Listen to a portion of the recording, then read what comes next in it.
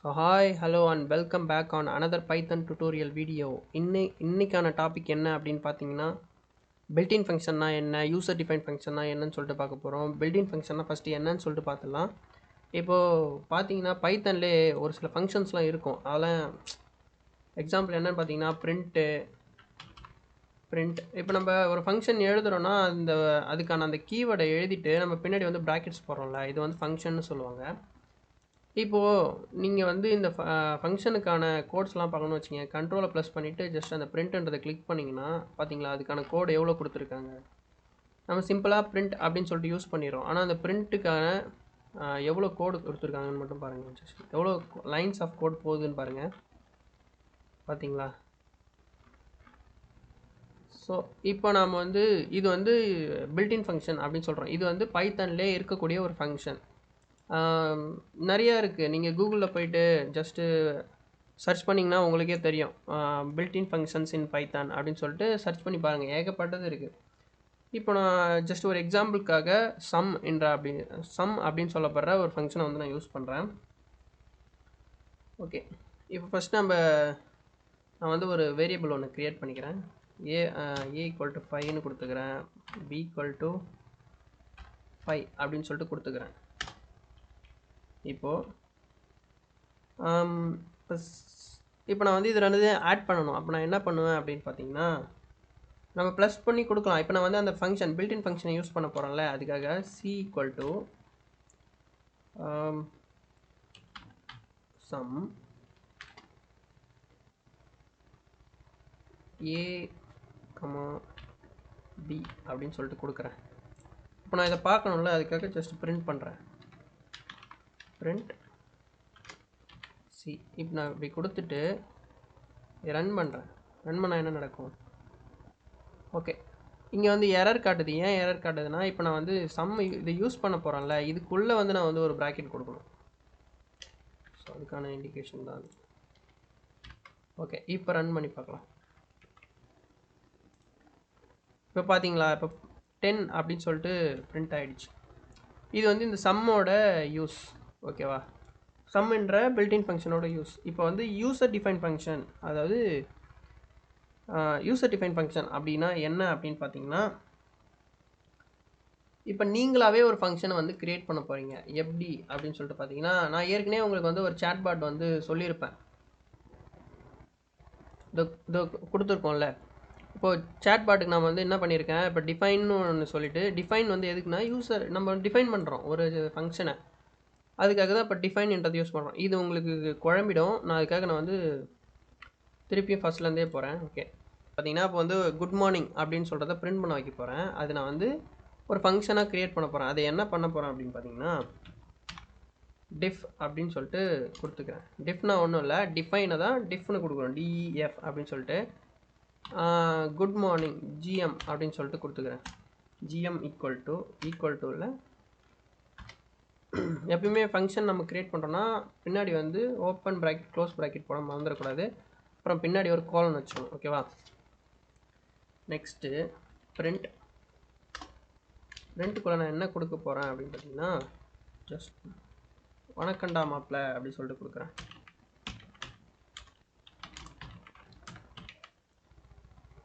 ஓகேவா? வணக்கண்டா மாப்பிள்ள அப்படின்னு சொல்லிட்டு கொடுத்துட்டேன். இப்போது இந்த இன்டென்டேஷனை விட்டு வெளியே வந்துட்டு ஜஸ்ட்டு நான் வந்து குட் மார்னிங் அப்படின்ற இதை வந்து இங்கே வந்து நான் கால் பண்ணுறேன். அந்த குட் மார்னிங்ன்ற ஃபங்க்ஷனை இங்கே வந்து நான் கால் பண்ணுறேன். கால் பண்ணால் இப்போ என்ன நடக்கும் பார்த்தீங்கன்னா, இதை நான் இப்போ ரன் பண்ணேன்னா வணக்கண்டா மாப்பிள்ள அப்படின்னு சொல்லிட்டு பிரிண்ட் ஆகும். சரி, புரியுது இல்லை நான் என்ன சொல்ல வரேன்னு சொல்லிட்டு? நம்ம கொடுக்க வேண்டிய ஃபங்க்ஷனை இப்போ நம்ம ஓப்பன் பண்ணி, இப்போது HTML பார்த்தீங்கன்னா டேக் ஓப்பன் பண்ணி க்ளோஸ் பண்ணுறோம்ல, அது மாதிரி தான் இதுவும். ஆனால் இது க்ளோசிங்னு சொல்லக்கூடாது. இங்கே வந்து நான் வந்து ஃபங்க்ஷனை வந்து கொடுத்துட்டேன். அந்த ஃபங்க்ஷனை நான் வந்து இங்கே கால் பண்ணுறேன். ஓகே, அந்த மாதிரி தான் அது. சரி, ஓகே, இப்போ நம்ம ஒரு சம்மை வச்சு ஒரு எக்ஸாம்பிள் பார்த்துடலாம். சம்மை வச்சு இல்லை, ஒரு ஆட் பண்ண போகிறோம். ஒரு நம்ம கொடுக்குற வேரியபிள்ஸை வந்து ஆட் பண்ண வைக்க போகிறோம். ஓகேவா? சம் மாதிரியே நம்ம ஒன்று க்ரியேட் பண்ண போகிறோம். அதுக்கு நம்ம என்ன பண்ண போகிறோம்னு சொல்லிட்டு பார்த்தீங்கன்னா, ஃபஸ்ட் நான் சொன்ன மாதிரியே டிஃப்னு சொல்லிட்டு நான் டிஃபைனை கொடுத்துக்கிறேன். டிஃபைனில் என்ன கொடுக்க போகிறேன்னா ஆட் பண்ண போகிறேன். ஆட் ஓப்பன் பண்ணி ப்ராக்கெட் இதுக்குள்ளே நம்ம வந்து ஒரு வேரியபிள் கொடுப்போம், அதை வந்து பேராமீட்டர்ஸ் அப்படின்னு சொல்லுவாங்க. ஓகே, இதுக்குள்ளே நான் வந்து a, b அப்படின்னு சொல்லிட்டு கொடுத்துட்றேன். ஓகேவா, கோலன் வச்சுட்டு print a + b அப்படின்னு சொல்லிட்டு கொடுத்துட்றேன். இப்போ நான் இங்கே கொடுத்துருக்கேன்ல, இது ஒரு வேரியபிள் மாதிரி தான். இந்த வேரியபிள் என்ன பண்ணும் அப்படின்னு பார்த்தீங்கன்னா, இப்போ நான் இங்கே கீழே கொடுக்க போகிறேன். நான் கீழே கொடுக்க போகிறதோட வேல்யூவை வந்து அதை எடுத்து இங்கே வந்து அது ஆட் பண்ணி கொடுக்கும். ஓகேவா, இப்போது ஜஸ்ட் நான் இப்போ இன்டென்டேஷன் விட்டு வெளியே வந்துடுறேன். ஆட் அப்படின்னு சொல்லிட்டு கொடுத்துட்டு ஏதாவது ஒரு வேல்யூ, இப்போ மேலே நான் a, b கொடுத்துருக்கேன்ல, அதுக்கு ஏக்கான வேல்யூ வந்து ஃபர்ஸ்ட்டில் கொடுக்குறோம், பிக்கான வேல்யூ வந்து செகண்டில் கொடுக்குறோம். 7, 3 அப்படின்னு சொல்லிட்டு கொடுக்குறேன். ஓகே, 7, 3 அப்படின்னு சொல்லிட்டு கொடுத்துட்டேன். ஜஸ்ட் நான் இப்போ ரன் பண்ணுறேன். ஓகே, 10 அப்படின்னு சொல்லிட்டு ரன் ஆகி ப்ரோக்ராம் வந்து வந்துடுச்சு. ஓகேவா, இப்போது நான் வந்து உங்களுக்கு இன்னும் கொஞ்சம் இதை தெளிவாக சொல்கிறேன் பாருங்கள். இப்போ நான் வந்து எனக்கு வந்து இந்த மாதிரி வந்துடுச்சுல, இப்போ நான் வந்து இங்கே கொடுத்துட்டேன், ஃபங்க்ஷனை கொடுத்துட்டேன். இந்த ஃபங்க்ஷனை இங்கே கால் பண்ணி அதுக்கான வேல்யூ உள்ளே கொடுத்து நான் கொடுத்துட்டேன். இது வந்து எனக்கு வந்து வேறு ஒரு வேரியபிளில் வந்து நான் இந்த வேல்யூ வந்து நான் அசைன் பண்ணணும் அப்படின்னு சொல்லிட்டு நான் கொடுக்குறேன். அப்படின்னு பார்த்தீங்கன்னா, இப்போ நான் வந்து சி கொடுக்குறேன். இங்கே சி = ஆட் என்ற ஃபங்க்ஷனுக்குள்ளே நான் ஒரு வேல்யூஸ் கொடுத்துட்டேன். அது வந்து எனக்கு அது பிரிண்ட் பண்ணி காட்டணும். இப்போ நான் பிரிண்ட் சி அப்படின்னு சொல்லிட்டு கொடுத்துட்டு இப்போ ரன் பண்ணுறேன் நான் கோடை. இப்போ என்ன நடக்கும்னா, ஃபஸ்ட்டு நான் கொடுத்தேன்ல இங்கே பிரிண்ட்டு, இந்த பிரிண்ட் மட்டும்தான் ஒர்க் ஆகிருக்கு. கீழே கொடுத்த பிரிண்ட் ஒர்க் ஆகவே இல்லை. சியில் வந்து அது வந்து அதனோட வேல்யூவை ஸ்டோர் பண்ணவே இல்லை. ஏன் ஸ்டோர் பண்ணலன்னு பார்த்தீங்கன்னா, இப்போ நீங்கள் வந்து ஒரு ஃபங்க்ஷன் கொடுக்குறீங்க, ஃபங்க்ஷனில் கொடுக்குற வேல்யூ வந்து நீங்கள் ஒரு வேரியபிளாக, அதாவது இந்த சின்ற வேரியபிளாக கன்சிடர் பண்ணிக்காது, வேல்யூவை எடுத்துக்காது. ஜஸ்ட்டே நம்ம கொடுக்குறத வந்து அதை ஆட் பண்ணி கொடுத்துட்டோம். அதை நீங்கள் ஸ்டோர் பண்ண வைக்கணும் அப்படின்னு சொல்லிட்டு பார்த்தீங்கன்னா, அதுக்கு வந்து ஒரு கீவேர்டு இருக்குது. அது நம்ம என்ன பண்ணணும்னு பார்த்தீங்கன்னா, ரிட்டன் அப்படின்னு சொல்லிட்டு கொடுக்கணும். ரிட்டன் a ஸ்பேஸ் விட்டு a + b. ஓகேவா, ரிட்டன் a + b கொடுத்துட்டு இப்போ ரன் பண்ணி பார்க்கலாமா என்ன நடக்குதுன்னு சொல்லிட்டு. இப்போ ரன் பண்ணுறேன் கோடை. இப்போ பார்த்தீங்களா, ஃபஸ்ட்டு தடவை கொடுத்ததுக்கும் செகண்ட் தடவை கொடுத்ததுக்கும் கோடு வந்து ரன் ஆகிடுச்சு. ஓகேவா, இப்போ உங்களுக்கு புரியும்னு நினைக்கிறேன். சரி, ஓகே. இப்போ நம்ம வந்து சிம்பிளாக பார்த்துட்டோம். இப்போ வந்து சம் ஆஃப் n நம்பர் அப்படின்னு சொல்லிட்டு நீங்கள் கேள்விப்பட்டிருப்பீங்க மேக்ஸில், இல்லை உங்களோட நீங்கள் ஒரு கம்ப்யூட்டர் சயின்ஸ் ஸ்டூடெண்ட்டாக இருந்தீங்கன்னா உங்களோட ப்ரோக்ராம்லேயும் ஏதாவது ஒன்று வரும். இதை நம்ம வந்து பைத்தனில் வந்து பண்ணி பார்க்கலாம். ஜஸ்ட் அந்த கோடை எடுத்துகிட்டு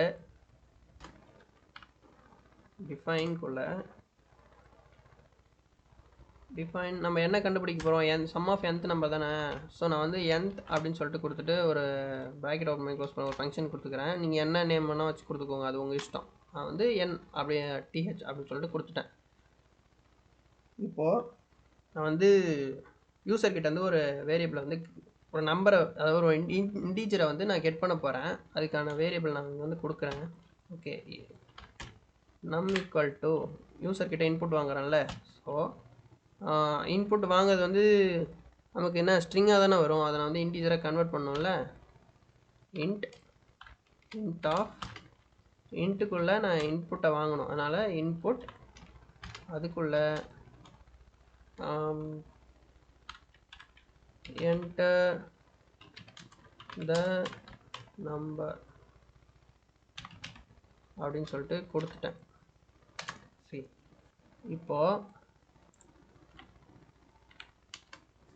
இப்போ என்ன நடக்குது பாருங்கள். இப்போ நான் வந்து 0வை விட கம்மியான நம்பர் கொடுத்தா ப்ளீஸ் என்டர் பாசிட்டிவ் வேல்யூ அப்படின்னு சொல்லிட்டு நான் வர வைக்கணும். அதுக்கு என்ன பண்ணலான்னா, இஃப் ஸ்டேட்மெண்ட்டை கொடுக்கலாம். இஃப்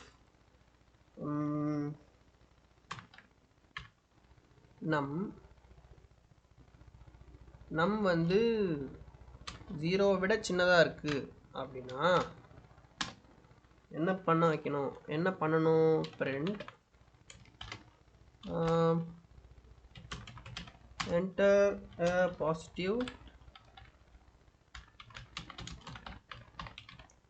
நம்பர் அப்படின்னு சொல்லிட்டு கொடுத்துட்டேன். Okay, enter A positive number அப்படின்னு சொல்லிட்டு கொடுத்துட்டேன். ஓகே, இந்த மாதிரி வந்துடுச்சு. இப்போ நான் வந்து எல்ஸில் கொடுக்குறேன். Else some equal to 0. சம்னு சொல்லிட்டு நான் ஒரு வேரியபிள் கிரியேட் பண்ணுறேன். அது வந்து அதனோட வேல்யூ வந்து நான் 0வாக செட் பண்ணிடுறேன். செட் பண்ணிவிட்டு while ஜஸ்ட்டு கோடை அண்டர்ஸ்டாண்ட் பண்ணுங்கள் என்ன நடக்குதுன்னு சொல்லிட்டு. நம் வந்து 0 விட பெருசாக இருந்ததுன்னா என்ன பண்ணணும்? இன்டென்டேஷன் ஒர்க் ஆகலை பார்த்தீங்களா?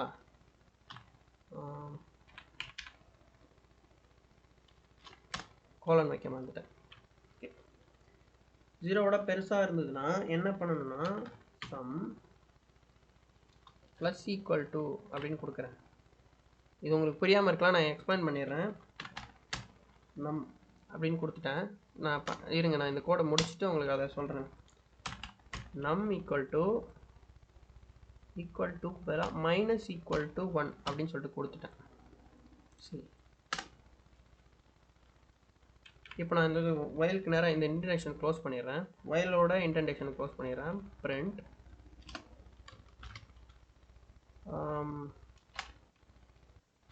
the sum. Okay, sum of கொடுத்துக்கலாம். of num, சாரி இங்கே கமா வைக்கணும். நம் ஒரு கமா வச்சுட்டு is sum of num is. இப்போ என்ன கொடுக்குறேன்னா, இப்போ நான் ஒரு 5 கொடுக்குறேன்னா அந்த sum of 5 is அப்படின்னு சொல்லிட்டு வரணும். அதுக்காக நான் இந்த மாதிரி கொடுக்குறேன். திருப்பி ஒரு கமா வச்சுட்டு சம் அப்படின்னு சொல்லிட்டு கொடுத்துட்றேன். சம் அப்படின்னு சொல்லிட்டு கொடுத்துட்டு சம் ஆஃப் nth கண்டுபிடிக்கிற ஃபங்க்ஷன் நம்ம கொடுத்துருக்கோம்ல, அதை நான் இங்கே வந்து கால் பண்ணோம்ல.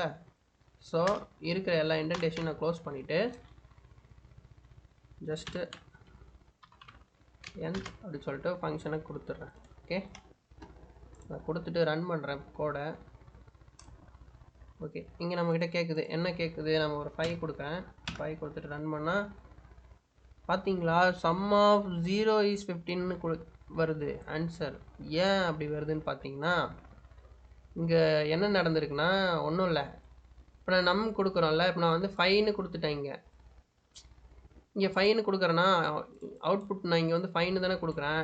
அதாவது நான் அவுட்புட்டில் கேட்குறதுனா இங்கே 5 இன்புட் கொடுக்குறேன். அது என்ன பண்ணுன்னா ஒன்று ஒன்றா மைனஸ் பண்ணிட்டு வரும். இந்த இடத்துல என்ன நடக்குது அப்படின்னு பார்த்தீங்கன்னா ஒன்றும் இல்லை, அவங்க எக்ஸ்பிளைன் கூட நம் ப்ளஸ் சம் அப்படின்னு சொல்லிட்டு வரும். ஃபஸ்ட்டு தடவை இப்போ இந்த இடத்துல வந்து இப்போ சம் ஆஃப் nth நம்பர்னால் என்ன அப்படின்னு ஃபஸ்ட்டு பார்த்தீங்கன்னா ஒன்றும் இல்லை. இப்போ நான் 5 கொடுக்குறேன்னா 5 + 4 + 3 + 2 + 1 இதுதான். ஓகேவா? இது எல்லாத்தையும் ஆட் பண்ணிவிட்டு வர சம் ஆஃப் அந்த nth நம்பர் எங்கே எண்ட் ஆகுதோ அந்த எண்டு வரைக்கும் ஆட் பண்ணிக்கிட்டே போகும். அது 0 வரைக்கும் ஆட் பண்ணிட்டு வரும். ஓகேவா? அதான் 0ல் இருக்கும். அப்புறம் அதுக்கப்புறம் ஒன்று ஒன்றா மைனஸ். இது வந்து எதுக்குன்னா இங்கே ஒன்று ஒன்றா மைனஸ் பண்ணிட்டே வரும். நான் இங்கே வந்து சம்னு கொடுத்துட்றேன். ஜஸ்ட்டு சம், இதே தான் ஆன்சர், அதுவும் வரும்.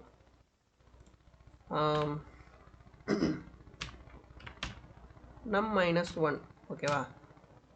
இப்போ இதான் நம்ம வந்து நான் முன்னாடி வந்து சிம்பிளாக கொடுத்துருந்தேன். ஓகேவா? இப்போ என்ன நடக்குதுன்னு பாருங்கள். இப்போ இங்கே என்ன நடந்திருக்கு அப்படின்னு பார்த்தீங்கன்னா சம் ஆஃப் 0 இப்போ வந்து ஒரு தடவை லூப் ஆகிட்டு வரும்போது கடைசி தடவை லூப்பில் வந்து கடைசியாக லூப் ஆகி முடிக்கக்குள்ளே இது வந்து 0 ஆகிடும். நம்மோட வேல்யூ வந்து 0ன்னு இருக்கும். அது ஒன்று ஒன்றா மைனஸ் பண்ணிகிட்டே வருதுல்ல. 5 + 4 + 3 + 2 + 1 தானே வருது. கடைசியாக 0ல் வந்து தானே நிற்கும், ரிவர்ஸில் வரக்குள்ள. ஸோ அதனால் இங்கே 0ன்னு சொல்லிட்டு இங்கே வேல்யூ வந்து நம்ம கொடுத்துருக்கு. ஆக்சுவலாக எனக்கு வந்து என்ன வேணும்னு பார்த்தீங்கன்னா நான் என்ன நம்பர் கொடுத்தனோ அந்த நம்பர் இங்கே வர வைக்கணும். அதுக்கு நான் என்ன பண்ணணும்னா ஒன்றும் இல்லை, ஜஸ்ட் நான் இது வந்து நான் n மாற்றிக்கிறேன். n மாற்றிட்டு இப்போது நான் இங்கே வந்து கூப்பிட்றேன். கூப்பிடல, இப்போ தான் நான் செட் பண்ணுறேன். நம் = n அப்படின்னு சொல்லிட்டு கொடுத்துட்றேன். இப்போ என்னென்னா ஒன்றும் இல்லை. இப்போ என்னோட வேல்யூ நான் கெட் பண்ணுறேன்ல, அதை வந்து நம்மளை வந்து ஸ்டோர் பண்ணிவிடு அப்படின்னு சொல்கிறேன். இப்போ பேசிக்காக இங்கே என்ன நடக்கும்னா நம்மவே தான் இருக்கும். அதாவது நம்பர் கொடுக்குறோம்ல, இந்த என்னோட வேல்யூ நம்மள இருக்கும். என் வந்து நம்ம என்ன கொடுக்குறோமோ அந்த வேல்யூ அப்படியே ஸ்டோர் பண்ணி வச்சுக்கோம். நம்ம என்ன பண்ணோம்னா நம்ம என்ன கொடுக்குற வேல்யூ, நம்ம என்ன வேல்யூ கொடுக்குறோமோ அந்த வேல்யூ வந்து அது எடுத்துக்கும். சரி, காப்பி அப்படின்ற ஃபங்க்ஷன் பார்த்துருப்போம், உங்களுக்கு ஞாபகம் இருக்கும்னு நினைக்கிறேன். காப்பியில் என்ன பண்ணுறோமோ அதே தான் நான் இப்போ நீங்கள் வந்து காப்பின்ற ஃபங்க்ஷனை தான் யூஸ் பண்ணுறேன். ஓகேவா, காப்பின்ற மெத்தடை யூஸ் பண்ணுறேன். இங்கே நான் வந்து என்னன்னு கொடுத்துட்டேன். இப்போ நான் வந்து இந்த கோடை ரன் பண்ணுறேன். ஓகே,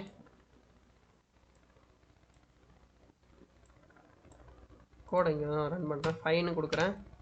சரி, பார்த்தீங்கன்னா the sum of 5 is 15 அப்படின்னு சொல்லிட்டு வந்துடுச்சு.